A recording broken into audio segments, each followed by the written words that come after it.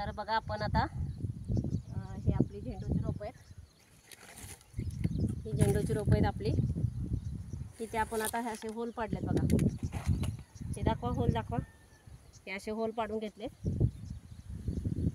अशा पद्धतीने इथे जर ओलसर आहे त्यामुळे ते पटकन खाली जाते. अशा पद्धतीने आपण होल पाडून घेतलेत. आणि ही रोपं जी आहेत ना,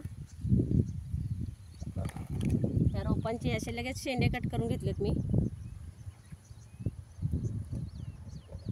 जेणेकरून त्याला चांगला फुटवा येईल. आणि हे रोपं आपण पटकन ह्याच्यामध्ये हे होल पाडलेत ना त्यामध्ये टाकायचे. अगोदर टाकून घेते मी, मग आपल्याला नंतर माती प्रेस करता येते.